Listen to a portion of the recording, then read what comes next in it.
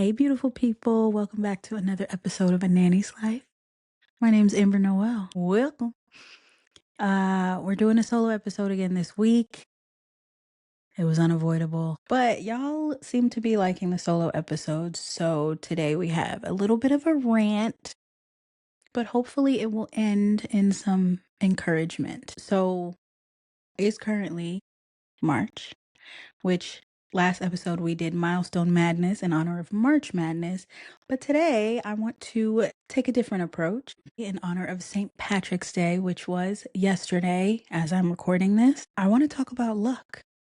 So we're going to call this episode The Luck of the Draw, because I believe that luck is easily the most understated aspect of nanny life. No one talks about the impact of how lucky or unlucky you are in this career. And I think there's a lot of reasoning for that. So I just want to talk through the ways in which I feel luck plays a huge part in the nanny experience that you will have. I won't say it's a factor in how successful or unsuccessful you are, because there are ways to be successful in spite of bad luck. But anyway, we're going to talk about luck. I originally planned to do this episode with a fellow nanny, but in the time since we made that plan, she's actually headed out of the industry, and for both professional and personal reasons. And it's so interesting because I feel like every year we lose so many good caregivers because they were unlucky, because they didn't luck up, you know? The reason it's important to acknowledge the role that luck plays in your nanny career is between coaching culture, I feel like agencies and associations, some of these mentors out here, for the most part, people are encouraging nannies to do better, to be better, to learn more, to work harder, to, grab the bull by the horns and take charge of your career. And yes, you should do those things. Absolutely. But it is possible to do those things and not get the outcome you were looking for because you were unlucky. Go with me for a minute. I want to bring in an analogy. So this weekend, me and the man I stay with just finished watching 1883.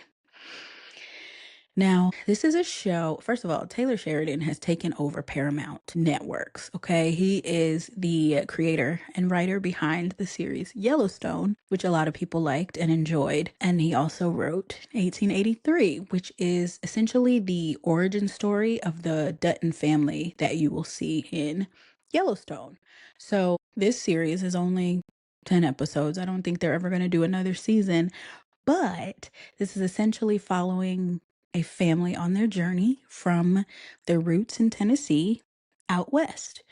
Again, it's 1883, so we're in the era of the Homestead Act, where if you get out there and stake your claim, that land is yours. And the main characters were on a quest to find their forever land, their home for their family and their legacy. And in order to get there, they had to follow the Oregon Trail, which is also known as the Trail of Tears. The most fascinating thing about their journey to me was the element of luck, because without giving too much away, the individuals who successfully reached their destination were not necessarily the most prepared, not necessarily the strongest, not necessarily the most experienced.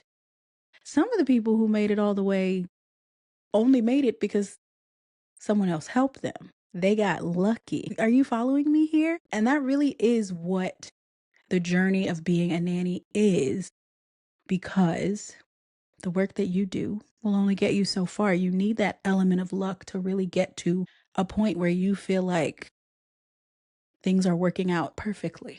And more times than not, we don't get that lucky. So along the journey of the Oregon Trail, you had a lot of different circumstances, right? First of all, it's 1883. So they're going in blind, okay? Oh, there are only two guides. And then you have this family of four and like 35 immigrants who really just got to America, let alone out west. So they're going on this journey blind. They're preparing as best they can And they're hoping to have a little luck along the way because that's the only way things are going to work out. You have elements of weather, you have different scenery, you have different animals, which is affecting both your food, right? Because they had to kill and eat, but also you may be hunted, you've got bandits. There's still a lot of tension between natives and settlers.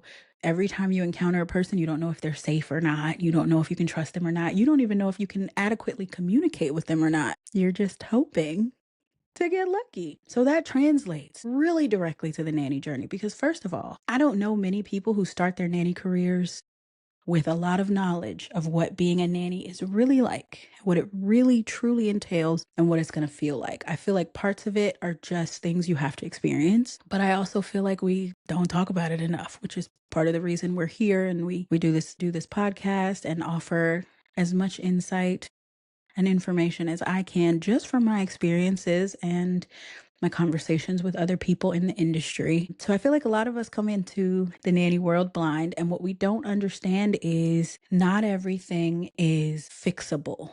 Not everything can be arranged ahead of time. So when we are looking at families, when we want to find a good fit, it needs to exist.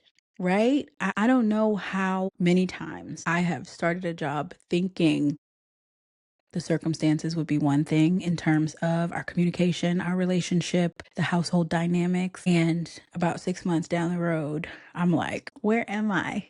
What is this? What is happening? And as nannies, we tend to adjust. But the truth of the matter is, you need a little bit of luck to really find that good fit. People can change, people can act, people can perform, right? There's a such thing as the honeymoon period where everyone's on their best behavior. Both parties, nannies and nanny families, circumstances can change, Sometimes you move house or a parent changes a job or their job becomes more demanding or, they have another child and it's a little harder for them to manage than they anticipated. All these things are, natural changes. And sometimes you can get hit with a lot of them at once that can really alter your job and your feelings and the vibes. Things change, you know? So positioning and preparation are really important. And let me just say, I'm not knocking those things. I think you need it all, right? Someone once said, I can't remember who to attribute the quote to, so you can put it in the comments, but luck is when preparation meets opportunity. So you do need to prepare. You do need to position yourself adequately, but you're more likely to be successful with luck and little preparation than you are with a lot of preparation and really bad luck. I mean, think about what we see in the media, the nanny movies, Uptown Girls. She was not a nanny. She did not prepare. She lucked out when she really needed a position. Same thing with the Nanny Diaries. You got lucky, babes. You know what I'm saying? Because at the end of the day, families are seeking a solution. They're not really seeking an exchange. Most families see the wages they pay you as their side of the agreement. They're not necessarily looking to change who they are. They're not necessarily looking to change how their household is run, And when you're no longer solving their problem, which it doesn't mean you're doing a different job. It doesn't mean you're not doing your job anymore, but kids grow up, needs change. Sometimes families get to the point where they feel like they can do it without childcare. Sometimes families get to the point where they feel like they don't need your type of care anymore. And a lot of times that's going to boil down to money. If they could save $5 hiring a 16-year-old up the street, they're going to do it. You know what I mean? And that is an element of luck, is how long you guys are both benefiting from the relationship. And it's not about you. At the end of the day, it's not. I feel like we spend a lot of time as nannies thinking, how can I do better? What can I do better? But a lot of times it has absolutely nothing to do with you and 100% to do with their trajectory for their family. You could be the best nanny in the world, but if they don't need a nanny, they're not going to pay you just for fun. That's not how these things work. So most of the time in these nanny and nanny family relationships, nannies are the ones who are adjusting, who are molding, who are adapting, who are being flexible because we are at work and they are at home. They get to bring their whole selves if they choose. We don't always get to do that. It depends on how lucky we get with who we end up working for. Most families are not inclined to change their lifestyle to accommodate someone they hired. They're just not. I remember, let me tell y'all, once upon a time, pretty long ago, I worked in a daycare center and I had a horrible time. Horrible, horrible time. But one of the little babies was traumatized from mistreatment from the teachers in the classroom. Now, this was one of those daycares where you have one teacher in a room and then two floaters, basically. So some of the people working at that daycare center had never worked with children before. And unlike nannies, were caring for the children at the center the way they would care for their own children, not the way that parents told them to care for their children. So this little girl was traumatized because no one was adhering to what her chart said in terms of when she needed to eat, how she needed to eat, taking care of her and stuff like that. She would cry all day. They would leave her in a bouncer. And after a couple weeks of working there, I looked at her chart because I'm like, this baby is miserable all day. They would leave the baby in like a floor bouncer and just bounce her all day long. So anyway, I looked at her chart and I realized that her bottles were the wrong temperature and that she had silent reflux. And it was not her just being fussy. She was uncomfortable. Anyway, long story short, I left that center, but the family did as well. The family ended up hiring me as their nanny. Now, I was under the assumption that I was their first choice and that they loved how I took care of their baby in the classroom so much that they wanted to offer me a job. And they did offer me a job and we worked together for about a year. But halfway through that job, I learned I was the only nanny they could afford. So here I'm thinking I'm doing something for them and they're doing something for me, right? I didn't have a gap in employment and they didn't have a gap in childcare. But the truth of the matter is, I was the only person willing to work with them. And when it came time to ask for a raise, then it really came out that we didn't budget for paying adequately for childcare. We budgeted for the discount that we felt like we were giving. And so when it came time to either adjust my wages or let me go, guess what happened? They let me go because they were not looking to change their lifestyle, their household, none of that. They were looking to solve a problem. And I was no longer solving that problem if I was asking for more money that they didn't have. That is normal. That is typical. These things happen. And I feel like it's really important to acknowledge as a regular nanny that it's not that easy to command or demand what you want in a job. A lot of times we get online and we see other nannies talking about how fantastic their jobs are, about how they have found their unicorn family. They're making so much money. They're having the easiest time. And that's all we see. And as an isolated nanny who doesn't have not real nanny friends, but in real life nanny friends, right? If you don't have friends that you play date with and really talk about nanny life with, you think that's real. You think every nanny is out here getting $35 an hour for one child after only 2 or 3 years in the industry. That's what you believe because that is what people are selling online. You also believe that every nanny has a squad of 5 nanny friends who love them from the depths of their soul, who respect them, who care for them, who look out for them, who have their backs. You are believing that because that's what you see. That's what people show.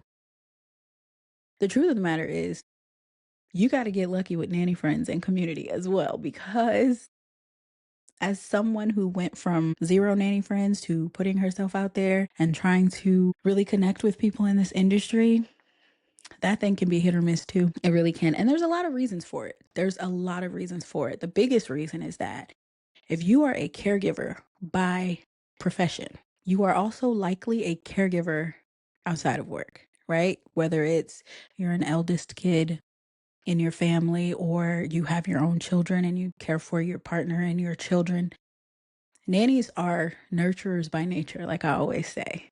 So if you have also chosen childcare, that means you spend most of your life taking care of other people. So then when it comes to friendship, you've already got compassion fatigue from everything else that's going on in your life. People don't want high maintenance friendships, especially new friendships, adult friendships. And so I think we are very quick to either decline being friends or make sure that we're not the caregiver in our friend group as well. That can look different ways. Sometimes it can look like as soon as someone says something that rubs you the wrong way, you're like, not my people. You're done and you give them no other chance. Sometimes it looks like we scheduled a play date and the other nanny didn't come, so they're disrespectful and they don't honor my time, so I'm not giving them grace. It really is a lack of grace.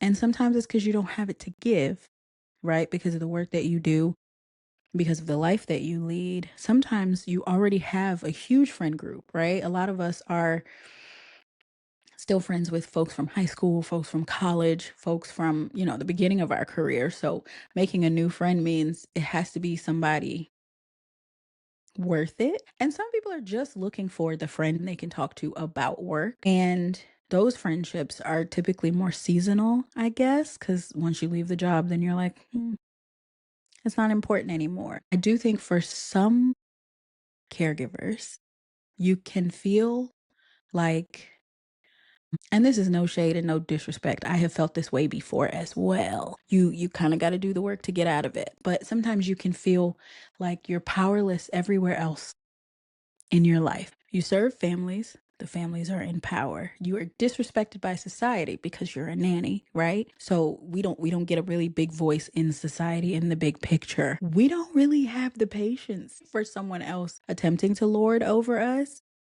And then there are some people who take the opportunity within the industry to finally be in a position of power. And that can get a little dicey depending. You also have this dog eat dog mentality from some caregivers. It's not everybody, but I've heard a lot of stories of people who have friends, acquaintances, associates within the industry in their local area. And when something goes wrong with your job, that person is like, I'll do it. Like I've heard many instances of nannies losing their job and someone they know being hired in their place. So some nannies feel like they can't trust other nannies and they have a hard time having real authentic, vulnerable relationships with new people because they're concerned about those things. You're not alone. Again, this happens to a lot of people, and it is because what we see on the internet, on social media, what people post is a highlight reel. Sometimes you see a friend group online and you're like, they're so close. I wish I had that. They don't even like each other. There's no way to know the truth unless you know people in real life. Listen, I'll be the first to admit this is the luckiest I've been in a really long time, both professionally and in terms of community. It took a lot of work to get here. I've been in a lot of unlucky positions, both professionally and in the community. And it would be really messed up if I came on here and told y'all, I fixed my life. I found the perfect whatever. And if you follow these 4 steps, you will too. Because it's not the truth. It's not the truth. There are things that I couldn't orchestrate if I tried. Number 1, timing. Losing my job around the time that my current nanny kid was born, that worked out. That's not something I could have orchestrated. Proximity to my workhouse, I had no idea. I had hoped to end up in the neighborhood that I ended up working in, but I didn't know that that was going to be a thing. And by the way, when I bought this house 5 years ago, I thought I would be in Buckhead forever. You know what I mean? So, lifestyle, some things just work out well. Like, as a nanny who likes gardening, who likes plants, ending up in a household where they like to garden and they have indoor plants and stuff. It's just lifestyle. You know, what things matter to them in the household, how they manage their household. When things happen to align, it's luck. I got lucky. The way that different people respect you, the way that different people see your role and see their role as your employer, I lucked into that. What I bring to the table is my experience, my personality, my approach, my expertise, and a winning attitude. But I cannot orchestrate the perfect position for myself without a little bit of luck in the way that I vibe with the people that I work with. Nannies get lucky a lot, more than you think. Nannies can fall into a high profile position that they got off Craigslist, right? But once you have that one position, then the next position is, I have experience in high profile settings. What you don't say is, because I got lucky 3 years ago and it was a high profile family on care.com. That's what you don't say. But the truth is, luck gets us there a lot. Honestly, I'm lucky that I got a degree because, first of all, I didn't plan to be a nanny professionally. But despite not having studied early childhood education, people like to see a degree. My degree, specifically from the school I attended, has gotten me in some doors. I won't lie to you. I know it helps, but it's luck. It really, really, really is luck. And I want to say, like, this is really important to me. The whole reason for this rant is to say to other nannies in this industry, if you have been unlucky, if you have been dealt a poor hand, first of all, you're not alone. You are not the only one. Despite what it looks like on social media, you are not alone. It is more typical to be unlucky in nanny life, I think, than lucky. Okay? You're not a bad nanny. I'm going to say that one more time. You are not a bad nanny because you have been unlucky, because your jobs have not ended well, because jobs have ended prematurely, because things have gotten tense on the job. That does not mean you're a bad nanny. It means you did not get lucky. It does not mean that you are a bad nanny. And it doesn't mean you did it wrong. I know a lot of times what happens is people have bad experiences in this industry and then they leave the industry. And some are wise enough to know that it just was not something they were willing to deal with or fight through. But some nannies leave this industry feeling like they didn't do it right. And the truth of the matter is, baby, you just didn't get lucky. And 90% of us do not get lucky. 90%. That's why we are degular nannies. And the truth of the matter is, there are reasons why people are not more transparent, more forthcoming about some of the more unsavory, more unfortunate, more unlucky moments in nannying. And principally, I think it's in the name of professionalism. Nannies are not allowed to complain. Nannies are not allowed to be unhappy or unsatisfied. Nannies are not allowed to be ungrateful when they are gainfully employed. Especially if you're a nanny making a decent wage, no one is trying to hear you complain.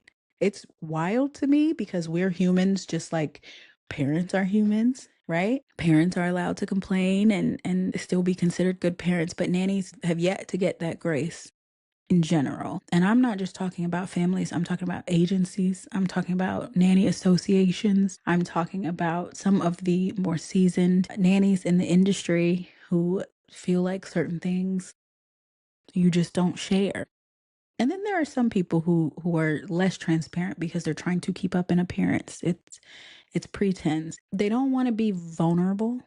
They don't want to be victims.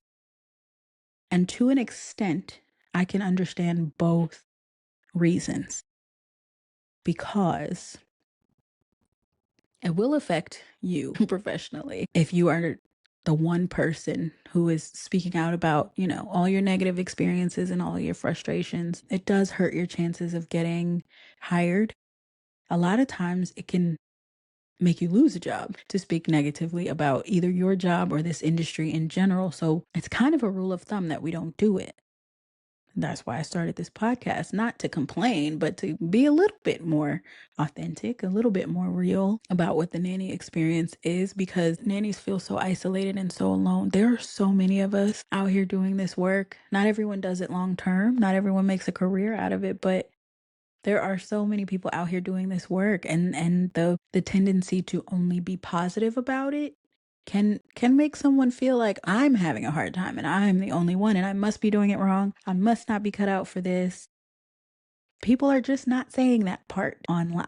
Just understand. We have a lot of former nannies who are still, in the mix. Some of them have become parents, some of them have started working in other fields, but still want to stay close to nanny life, which I respect it.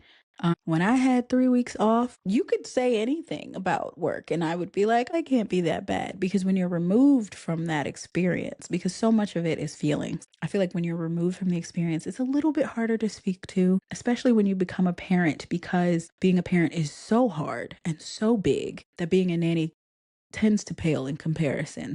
I also think that as much as we are trying to be transparent, we've got things like census reports and, blogs and all this information out there. It's all self-reported. That is really important to remember, because the same way that people tend to leave reviews when they have a negative experience as opposed to positive, when people talk about their career as a nanny, because of the way that society treats us, because of the way that people tend to look down on us, we tend to inflate things like wages, things like perks, benefits, and we tend to deflate things like poor working environment or being taken advantage of or being disrespected, because for one, I don't want to be vulnerable. I don't want to be a victim.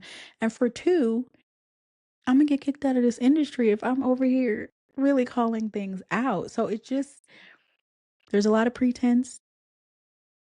There's a good bit of professionalism. The internet is just not a reliable place to look for authenticity on all sides of the experience. You're going to get the positive, you're going to get the professional, but you don't always get the full picture because we're really not allowed to give it. I mean, because you also have to factor in privilege, right? Like, I'm a Black woman. I don't know if you knew, but I am a Black woman. And so, me complaining, me being frustrated is often a problem immediately, regardless of what I'm talking about. Because do you fit the trope of an angry Black woman? Like, you have to be happy, you have to be calm, you have to be cool. As a Black woman, me being unhappy is a lot of times seen as a problem. I've never been allowed to be unhappy. I have worked jobs for literal years, and if the parents come home and I'm not like, hey, how are you? How was your day? Immediately, I mean, immediately, it's like, what's your problem? What's your issue? You had a bad day? Like, what's going on? Whereas if I come in the morning and they're running around and they're arguing with each other and no one can take a moment to look at me, that's considered typical, right? You also have to look at whose experience you're comparing yours to. My experience is not going to be the same as someone who doesn't look like me and who isn't perceived in the world the way that I'm perceived in the world. My experience is not going to be the same as someone who has parents supporting them. My experience is not going to be the same as someone who does not have student loans to pay for, in addition to being just a nanny. You see what I'm saying? There are levels to this, and luck is a big factor.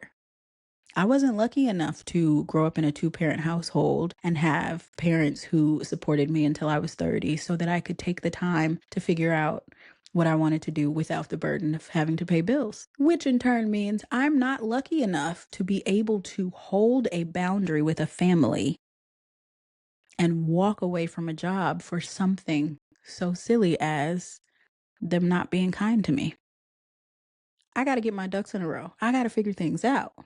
You see what I'm saying? It is a privilege to be able to walk away from a job and not struggle and not suffer. That is a privilege. And coaching culture and mentors and people online will tell you, just have a hard conversation. Tell them you won't stand for it. Tell them you won't accept it. I see nannies all the time who are like, my boss won't pay me on Friday. And people are like, just demand it. I like the way y'all are thinking. Totally understand that. And in a perfect world, yes, run me my money.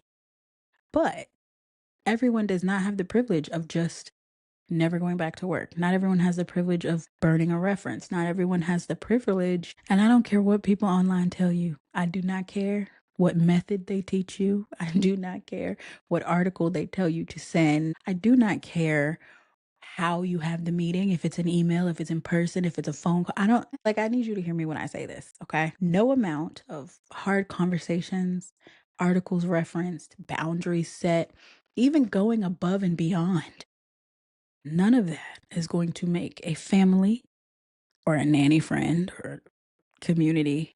None of those things are going to make anyone treat you better than they intended to. It may make them cooperate for a moment. It may make them try for a day or two. You cannot bully someone into treating you well. The only thing that you can do to guarantee that you are treated well is be prepared to walk away. That requires privilege. If you see nannies out here who work 1 week a month and then gallivant, ask yourself, am I that privileged? Am I that lucky? I don't know. My whole point of this conversation is that we have to acknowledge the role of luck in our nanny careers. As much as we want to analyze and prepare, people are going to be who they're going to be. So if you are a regular nanny out there like me, if you are someone who feels like maybe you don't fit the mold of what you're seeing before you, I cannot stress to you enough, make real, in real life friends with nannies. Talk to nannies at the playground, talk to nannies at the indoor play space.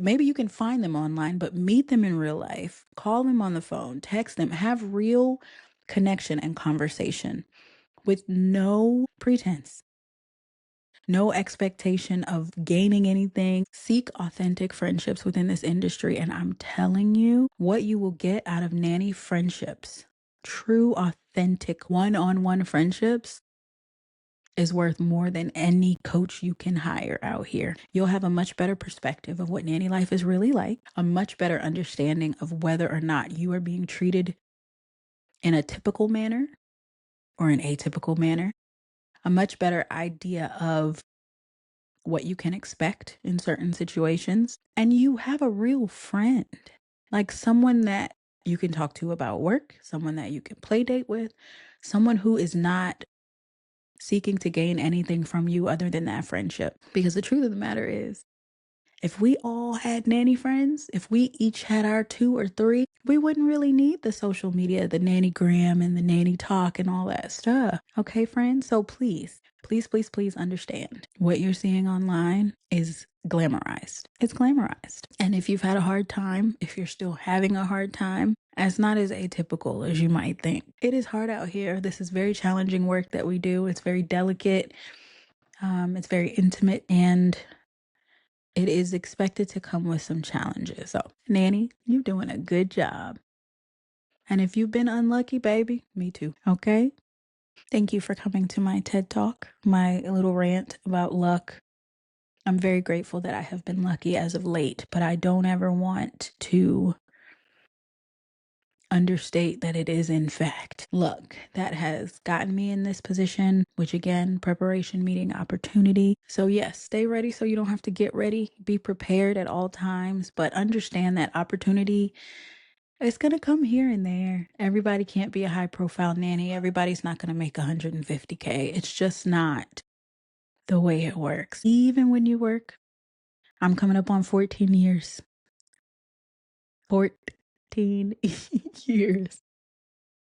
There's got to be a little bit of luck involved for everybody that gets that success. And if you haven't been lucky yet, that means it's coming. Okay. Thank you again for listening to another episode of A Nanny's Life podcast. I'm so grateful that you joined me. It means a lot to me. I hope you have a great week. I hope you feel lucky, and I hope you take good care of yourself, friend, as well as, if not better than, all those other people in your life. Okay. Bye. This is my life, y'all.